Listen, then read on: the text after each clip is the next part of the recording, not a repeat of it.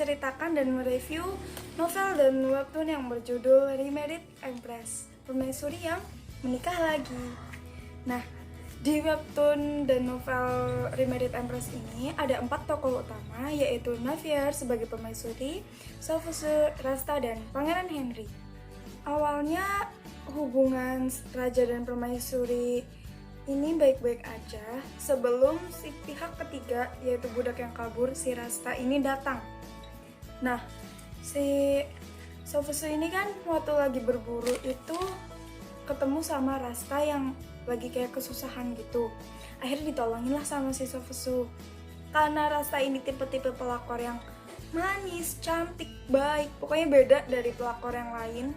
Dia ini istriable banget. Akhirnya Sofusu suka lah sama si Rasta itu. Karena cinta butanya si Sofusu ke Rasta, akhirnya dia tuh malah mencampakkan si Navier. Kadang Navier itu dimarah-marahi, padahal Navier itu benar tapi disalah-salahin. Ngeselin gak tuh? Nah, gara-gara sikap gak adil dari suaminya itu, si Navier jadi sering menangis di taman belakang istana. Suatu hari, si Navier ini ketemu burung elang berwarna emas yang cantik banget. Ternyata burung emas itu adalah jelmaan dari Pangeran Henry. Karena pertemuan itulah, Navier dan Pangeran Henry ini saling berhubungan. Berhubungannya lewat apa? Berhubungannya lewat surat yang dikirimkan dengan burung itu. Tapi si Navier ini nggak tahu kalau ternyata temen surat-suratannya itu adalah Pangeran Henry. Karena mereka berdua memutuskan untuk saling menyembunyikan identitas. Nah, setelah sekian lama si Navier dan si Pangeran Henry ini menjalin hubungan pertemanan, si Henry ini lama-lama greget. Akhirnya dia bilang ke Navier bahwa ini aku yang berteman denganmu selama ini.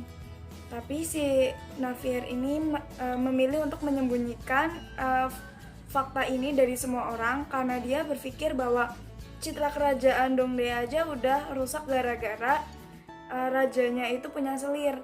Jadi dia nggak mau merusak citranya lagi karena dia berhubungan sama si Pangeran Henry ini.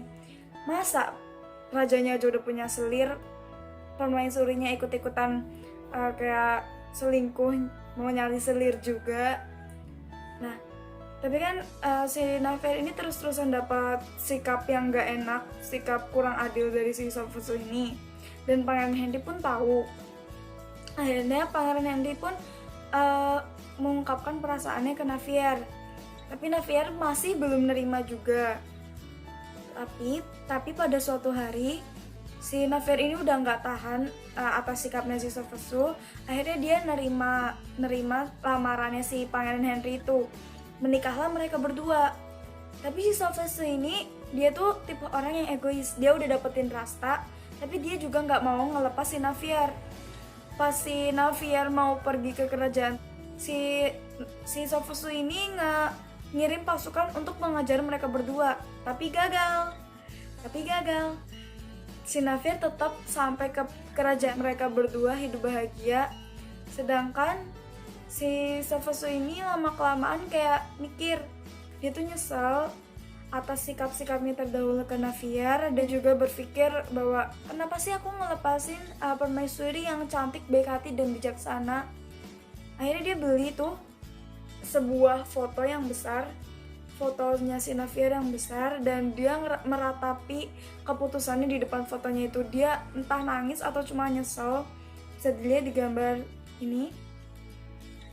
Dan ini tuh salah satu episode yang epic banget, yang bagi pembaca Remarried Empress tuh akhirnya kayak dapet karma lu akhirnya.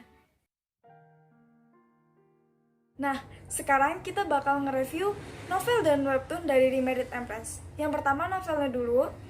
Menurut aku cara penyampaian outdoornya di novelnya ini benar-benar buat pembaca ini nge-feel sama ceritanya.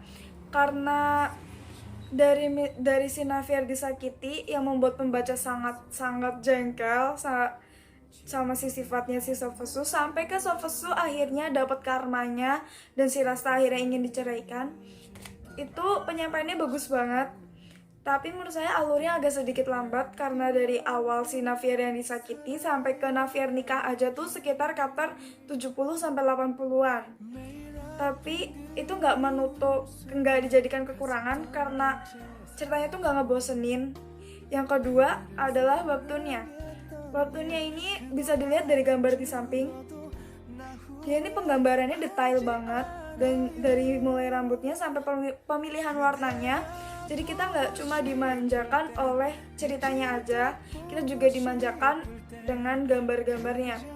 Jadi benar-benar Remarried Empress ini poin plusnya itu banyak banget. Dan aku bakal ngasih link di deskripsi untuk kalian baca Remarried Empress ini. Yang pertama ada bahasa Indonesia dan juga versi aslinya yang di Korea, yang di Navernya. Dan saya saranin kalau misalkan kalian baca novelnya ini, sediakan air putih dan juga sediakan kesabaran yang berlimpah-limpah karena kalian bakal dibuat greget oleh ceritanya. Selamat membaca novelnya. Terima kasih telah menonton review ini. Tonton terus hingga review-review berikutnya. Dadah.